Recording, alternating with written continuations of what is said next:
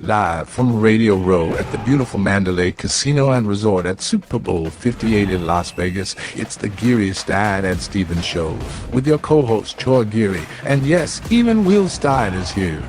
And of course, your host, fresh off his one-man, legless tribute to Elvis Presley, the hardest working man in show business this week, Dave Stevens. Well, thank you, fake Morgan Freeman. Yes, Dave Stevens again. Are you guys sick of me yet? I mean, we've been cranking them out all day, talking football, talking Disney, talking iCarly, but guess what? Pitchers and catchers report next week, and we need to talk a little baseball, and we got a great guy here joining us who knows a little bit about what goes on in baseball. I'm talking about the legendary Kevin Malone joining us here on Radio Row. 17 years in baseball, 3 teams, a lot of successes, world championship, a lot of trips to the postseason, Kevin. So how are you? Dave, I'm doing good. Thanks for having me on your show. It's kind of fun being here Super Bowl week. I live here in Las Vegas and fighting child sex trafficking, but this is kind of nice to see some old friends and get ready for the big game on Sunday. Speaking about trafficking, how was the traffic around here to get in? Well, it wasn't bad because, as you know, Mandalay Bay is at the south end of the Strip, so you don't have to go all the way down the Strip, so it's easy to get here. All right, let's talk some seriousness, and then we'll get to some fun. But you're here, obviously, representing the United States Institute Against Human Trafficking, and the website is USIAHT.org. And it's a serious offense because now, especially with the borders and everything that's going on, it's just a free-for-all. So you're here to help stop it, especially the kids, the youth, the disabled that are really being preyed on. So tell us a little bit about the organization and what they're doing. Well, I got out of baseball, and then I owned a Mercedes-Benz dealership, and then I heard about child sex trafficking, went to Thailand, came back to the United States, and realized we had a major problem here with men paying to rape our kids. So I started the United States Institute Against Human Trafficking. But I've been in this fight for about 12 years, full-time. I have offices in 5 cities. I started Kids Not for Sale here in Las Vegas about 2 years ago.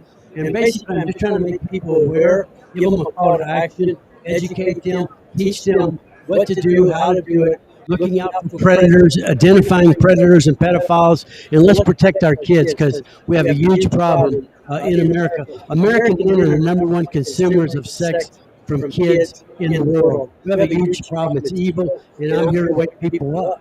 And I fight this every day in different ways, trying to educate politicians, get laws changed, get law enforcement more involved, get governors more involved. So it's nonstop because people look the other way here, especially in Vegas, Sin City. People are making a lot of money off of sex-related things, and so I'm trying to stop that saying what happens in Vegas stays in Vegas. When it comes to child sex trafficking, child abuse, I want it to stop. And you've got a couple of charities that are involved in this that are also not only raising money but trying to raise awareness. Talk a little bit about those. Well, I started the first one in 2016 called the United States Institute Against Human Trafficking, the USIAHT. So online, you can go online and get trainings. There's curriculums. You can learn how to get engaged, how to get in the fight, and how to make a difference. So that's USIAHT.org. We've got offices in 5 cities. We're based out of Tampa, Florida, and then we also have kidsnotforsale.org, and we also have trainings and curriculums on there.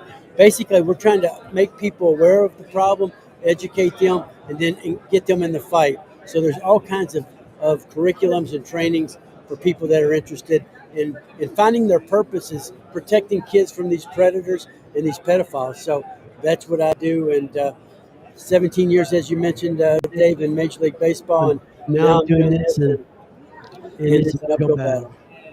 You can also go to kidsnotforsale.org. Again, just do what you can to help, just to raise awareness and to be on the lookout. You know, obviously, people with disabilities are preyed upon. You know, luckily, I've had no experiences like that.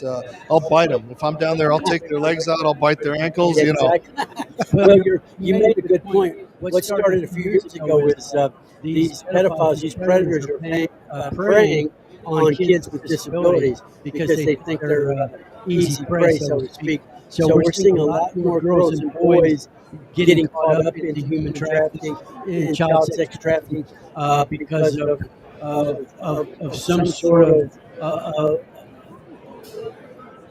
they're just not protected. These kids aren't being looked after, so they're easy targets. So be aware, and it's a sad thing to say, but we have a clientele that is interested in paying to rape these kids. So we need to stop this. And just because they might not be your kids or grandkids, they're somebody else's kids, and they're only a few degrees of separation from your own kids and your own family. So this is a fight we should all take up, no matter whose kids they are. Especially with the internet and the predators on that. We could go another half hour about what people are doing with that. But all right, let's talk a little baseball. Again, 17 years in baseball. You have a new book that's come out, Scouting the Enemy. And it's a mixture of baseball stories, but it's also about sex trafficking. Yes, it's about purpose in life, getting in the fight, knowing what you should do. It's Malone, Scouting the Enemy. It's not on Amazon. I'm just trying to do a grassroots way. So if you want to order it, you go to malone-scoutingtheenemy.com, and you can order it right off the website. And it came out at Thanksgiving, and it's just it's a memoir of how to get in the fight. It might be fighting against homelessness, fighting against any kind of evil, and I'm just thankful that I was able. I'm from Kentucky. I'm a hillbilly from Kentucky, Dave. So I don't really, people say I don't talk that good. So maybe hopefully I write a little bit better. But it will encourage and inspire and challenge people to get involved in the fight. A fight. Maybe it's not child sex trafficking, but some fight. Look at that young man right there. From a week ago, that photo. You put a little grease on the mustache. You're holding up okay. That's from first day I took the job with the Dodgers.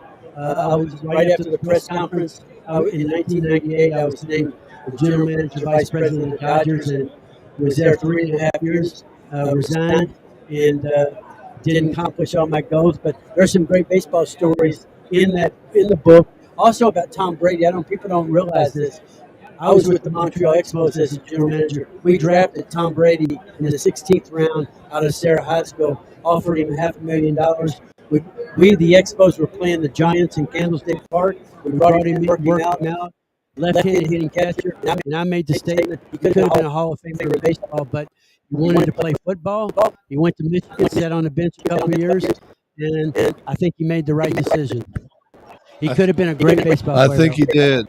He did the same thing Elway tried to do, when Elway threatened to hold out and do all that. So now, is the GM position more hated by the players or the fans? Because they're constantly second-guessing every move you make. That's a great question. It depends on who the GM is.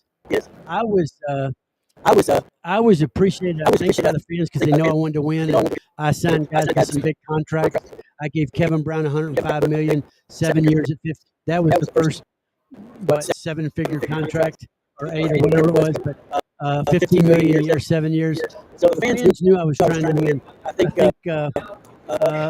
the media always didn't understand me because I'm a straight shooter and I didn't BS a lot. So, but I ran 3 different teams and it was a lot of fun. It's challenging because it's hard to win. It's hard to get the right players. Ownership sometimes has different agendas. The media, they make their money in different ways.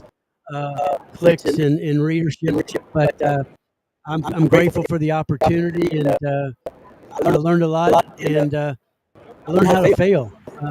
Dave, I never had failed my whole life, and I failed because I didn't bring the World Championship to the Dodgers while I was there. So, but I learned from that, and it hurt a lot, but I think it made me a better person, and so it led me to what I'm doing now. So I think it was pretty good.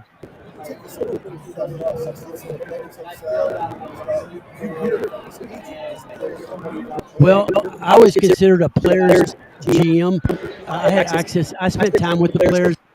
Not only did I want to help them become the best player they could be, they might have a personal problem, maybe someone's one of their wife or their kids or something that I could handle for them and make sure. Sometimes it was from the agents, but usually I had a good enough relationship with the players that they could come to me about an issue, or sometimes the manager wasn't playing them. Why am I sit in the bench, I'm not doing this. But sometimes, yeah, I had Scott Boris. I had 6 or 7 of his guys on my team, and that was quite a challenge dealing with Scott Boris because he knows more than everybody about everything. So we bumped heads a lot. I did appreciate him because he tried to do what was best for his players, but I called him out. So Adrian Beltre was a 19-year-old player. Everybody wanted me to send him back to Triple A, play for more season.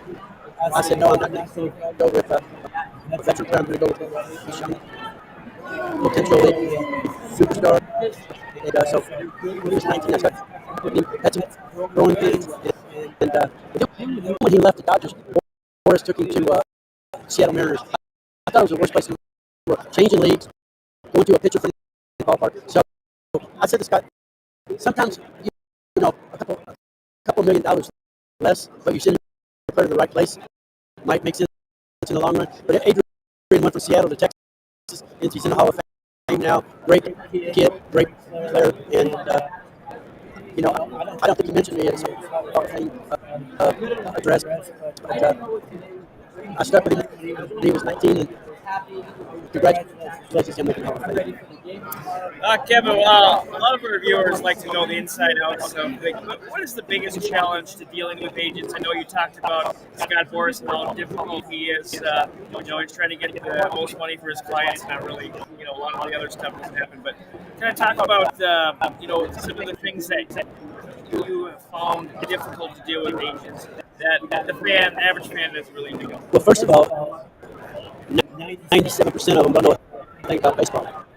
You know, they're lawyers, they're businessmen, and they don't understand baseball. So the last thing in the world I wanted was an agent calling me and asking me why Jimmy Jones didn't get 4 bats. Last night he got 3 at the double A or triple A level. But most of them didn't know much about baseball. Some of them did. I would say Boris did play baseball, so he did understand the game. But a lot of those guys, they would know baseball from a football. So it was basically have to spend a lot of time educating them on how you develop players, why guys are batting third or maybe eighth instead of third. You know, explaining and teaching them the game took a lot of effort. And some of them, even though they were smart, book smart, they weren't baseball smart. So that's kind of frustrating. But it was fun. That was part of the challenge. But I ended up getting along with the agents most of them. Because I wanted to win, and you do what you need to do to win. But that was probably the biggest thing. Negotiated contracts. So I negotiated some in Montreal. I did all the contracts in Baltimore for the Orioles. I did Ripkins, I did Brady Andersons, I did Robbie Alomars, I did Rafael Camaros. I did so. That was the first time. You know, everybody's talking about Ohtani and deferred contracts and him taking all the money at the end of his contract. Peter Angelos, the owner of the Orioles, started doing that in the mid-'90s. So deferring contracts, deferring money. So it was fun. I enjoyed the baseball side, not so much the business side. I always try to hire good businessmen to take care of that part of it. I was a baseball guy. You don't have many of those anymore. Most of those are Ivy League trained. They're sabermetrics or analytics guys. They never had a jock strap on. So the game's changed, but I still think it's a great game because there's so many great players in baseball right now. And hey, if you look, Mahomes is a baseball player. You look at you know, some of the quarterbacks throughout the league play baseball. So there's a lot of crossover. Like I said, Tom Brady was a high school baseball player. I like those cool guys. You did mention Peter Angelos. Now he just sold the Orioles. Can you give us a quick, interesting story or something about Peter? You know, it's a personal story that I like Peter, contrary to most of the fans didn't. But Peter wanted to win as well. Peter was a businessman, a lawyer, made a lot of money as a lawyer. But he and I had a handshake agreement. So I was an assistant GM to Pat Gillett when we had all those good teams in 96, 97, 98. And I went out to dinner at an Italian restaurant in Baltimore, and Peter and I agreed on a handshake agreement, 3-year deal. I was going to take over from Pat Gillett, who's the Hall of Fame general manager. But somehow, a couple months later, the Dodgers called to ask permission to talk to me, and I was granted permission to go. It's kind of like you're engaged, but your fiance allows you to date other people. It didn't make sense to me, but it ended up working. I had fun in Baltimore, a lot of fun in Montreal. We had the best team of baseball in '94, the year of the strike, and but then I ended up in LA, and so I had 17 years. I was a GM or assistant GM of eight years, 3 different teams. So I had a good run, and it's the money's gotten crazy, but I like to watch it from afar. I'm a pretty big soccer league. I guess you guys didn't know. I'm letting you on a scoop. A lot of people don't know that. I'm a big Freeman soccer league, Liverpool Reds. So I follow that soccer league from across the pond. I don't know if you guys like soccer, but that's a global sport. Talking about there. I do like Ted Lasso, so it's actually had a little interest, Yeah, It's kind of like Taylor Swift getting people interested in football, right? That Ted Lasso. I like that. That's a good analogy. Before we let you go, I wanted to ask, so many changes in baseball the last couple of years. As a purist, I love the pitchers hitting the National League. I love that they've sped up the game. I love that the base stealing is coming a little bit and a little more bat use is needed. But did you like the changes, or do you think they're ready for some more? I was hesitant at first because I'm kind of a traditionalist, Dave, but I did like speeding up the game. I thought the hitters were in particular were taking too long to get in the box. I think the game has gotten better. I think the change. I was slow and not really receptive at the beginning, but the game has gotten better. And I think as long as the changes are made are really better for the game, most baseball fans are traditionalists, so it's going to be slow to accept. But I actually think, contrary to what a lot of people believe, I think Rob Manfred's doing a pretty good job. So you guys might want to, stab me in the back when I walk away. Like the commissioner of baseball, Rob Manfred. But I think he's actually doing a pretty good job, and he's got a tough job. He's working for 30 arrogant owners. Not all are arrogant, but he's working for owners that want things done a certain way. He's handling ownership. He's handling players, the union. He's got a tough job, so congratulations, Rob Manfred, on the job you're doing, and hopefully the game will continue to improve. Well, Kevin, thanks for spending time. Again, that book coming out, and where can people get it yet? Is it on Amazon? No, not yet. Not on Amazon. It's on my own website, Malone-scoutingtheenemy.com. All right. It's a fun read. It's only 180 pages. Even you, Dave, could read that. Hey, backwards and frontwards, and especially the good-looking guy in the back. About 7 or 8 languages. Some of them are only in dirty swears that I know. Kind of like Ichiro. Remember Ichiro knew what to say and everything. So, thank you guys for having me on the show. Thanks for having. And again, that United States Institute Against Human Trafficking, USIAHD.org or kidsnotforsale.org. It's important. And again, thank you for bringing it to our attention. Have a great week. Thanks. All right, we're going to head to break. When we come back, we might have a couple of special guests sitting next to us that we can get over. You're watching Geary, Stein, and Stevens. Don't go away.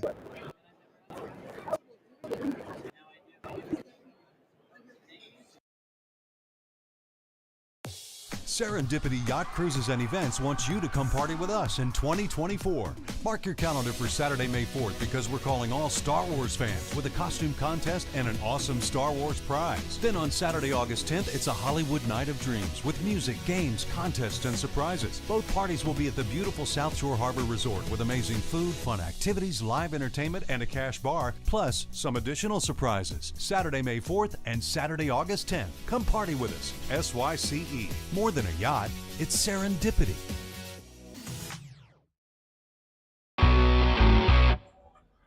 Hi everybody, Dave Stevens here for the Geary, Stein, and Stevens Show from Tropicana Field, home of the Tampa Rays. And you know what? Not everybody can be a Major League Baseball player, but you can look like $1 million. What's the best way to do that? Well, go to freshcleanthreads.com. Don't believe me?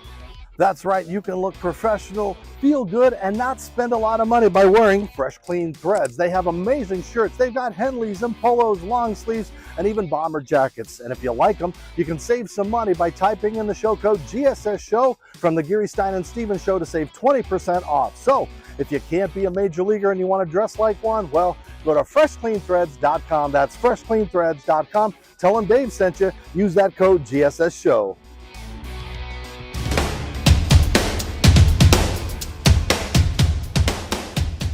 They can strike anytime or anywhere. You can have one while giving a speech at your best friend's wedding or in the middle of your uncle's funeral. It's called a wingasm, and it occurs when you bet and win with MyBookie. And this football season, enjoy more wingasms than ever with new features like early cash out. So you can pull out and enjoy an early wingasm, then bet those funds immediately.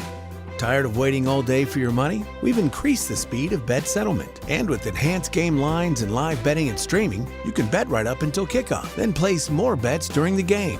Oh, and what would a new season be without our $100,000 Survivor contest? And a super contest with a cash pot of $250,000. Have more wingasms more often with MyBookie.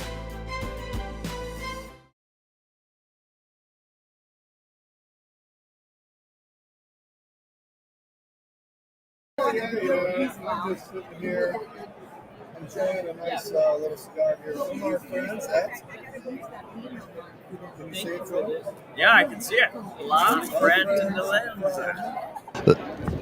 I've been saying it, La Fratellanza. Then you, La Fratellanza, right? I'm gonna get some babble here. But these are great cigars. They're coming from the Dominican Republic. They've just been released, and it's a great story. The cigar, it's a brand that's been going on for 40 years. The first cigar is ready to ship.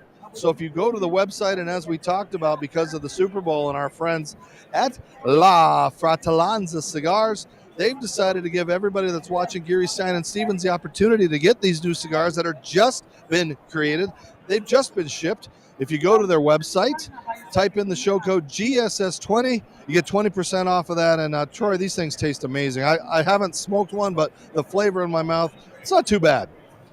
Yeah, I had one yesterday. I mean, they're smooth. I mean, and I can't wait to take them out on the golf course, you know, and they're also going to try to get involved with other country clubs throughout the United States. So watch for that. A good up-and-coming cigar company, and pretty soon you'll be able to not only order them online, but you're going to be getting them at your favorite country club as well. And I was so excited last night. We actually got to meet a couple of the people from iTattoo and Incredivend. And again, just these amazing new products that they have. The iTattoo is a portable machine that puts on face tattoos or arm tattoos or hemp tattoos, and they last for a few days. You go into a machine, I think they said 30 seconds, and you are out. You've got beautiful tattoos. So watch for that happening. And of course, Incredivend is the vending machines that put out things like Skittles and things like that. So two great companies that we are proud to have supporters. And speaking of supporters, we have a young man that is joining us right now, Jim Strasser, who is from Cali Strong. He's been a big supporter of the show, bringing Coach Rob Mendez. We wouldn't have had Ryan Ochoa and company with us. So what Jim and Jennifer do, just raising awareness for the disabled community, helping and getting involved with so many events. You are everywhere, Jim. So thanks for the socks. Thanks for stopping by a little bit. And you having fun, bud? I'll tell you what, the face of Ryan, meeting Max probably that's worth everything right there. It was amazing. We've done an amazing thing. I just come and experience the whole thing, take it all in, and make sure we bring have a great time. And you've been a big supporter of us in Arizona for camps and the Super Bowl last year and everything. Why do you do it? You know what? I've been around the sports business for 40 years. I've been the biggest best friend in the industry. Started entry level into being CEO of a few companies. We started Cali Strong to give back. It's literally, you want to be a brand that makes a difference, stands for a positive message. We stand with positive. We have amazing celebrities that are involved in the brand. Obviously, Ryan's one of our key partners. We support them too because we give back to a lot of charities. We love supporting the folks. And we do a lot of work with them. Coach Rob Mendez is coming tomorrow with us. And we also support a lot of military kids. We have 10 stores in the Navy bases. So that's a big part of our brand. And you brought some products with you, Jim. What have you got here today in the different styles here? We do everything from shoes, apparel, accessories, equipment, but we bring socks and hats. Yeah, well, let's see some. Let's see them socks and hats. Hat here. It's reversible. Yeah, look at that. Now that's what I like. Wow. Three-way bucket. We're the first to these in the market. Can- Yeah, look at that. Reversible. It's a three-way bucket hat. And then they can also get matching socks with it. Or unmatching socks, but let's have our celebrity beautiful star put the hat on and show. Don't ruin your hair, but just put Gilligan's hat on for a second. Oh, see, we're going to take that and put it on Instagram and see what those people thought.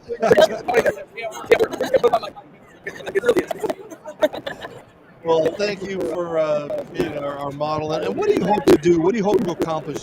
What's the end game for you? We build a brand, obviously, to take it and take it up with yourself at some point. You can do things direct to consumer. And we have a lot of folks that really embrace our brand. And it's already a game. At some point, do good work for it. And at some point, you get old enough, baby. I like all the young man. I appreciate that. You made my day. Back and put it in the hands of the next person and take it to the next level. Right. All right. Well, Jim, thanks for being a part of our show. And again, we can't do it without you. The love and support And that Jim, you give. before you go, Oh, let's yeah. talk about your website real quick. Give it a quick plug. It's just Cali Strong USA. CaliStrongUSA.com. And you can Google Cali Strong USA. We're all over this. Yeah, so go order some of his great stuff. Post Cali Strong, you'll find us. It's on Instagram, it's on TikTok, and the website at Cali Strong USA. Awesome, great stuff. Two heavy hitters in one show. We had Kevin Malone and Jim Strauss. And we are so excited to continue to work with you. You'll be back tomorrow with Coach Rob Mendez, of course, is the coach who was born without arms and legs, has been coaching high school football in California, and just a great young man, very inspirational. As I say, I feel blessed with what I have, and when you see somebody who has it way worse off with you and having that love for life that he has, just makes you feel good, and that's what this entire thing that Jim and Jennifer are all about. So we're going to shut down for a couple seconds, see if we can get some more heavy hitters here on Radio Row. For Troy, there's Troy. Say bye, Troy. And Jim. I'm Dave. We're coming to you live from Radio Row. Of course, thank you, of course, to our friends from Serendipity Yachts and Cruises. We got First Lane Threads, My Bookie, the Disability Channel, Kelly Williams somewhere over here. All of our friends and family that are supporting us, and we couldn't do it without you, the people out there that pretend to love us and say, hey, you had 100 episodes. We hope you have 100 more. Thanks to everybody that gave us that love, including SpongeBob, and we showed you that earlier. So for everybody, we'll hop off, we'll hop back on. We hope you're enjoying our coverage from Radio Row, live on your home TV and Roku.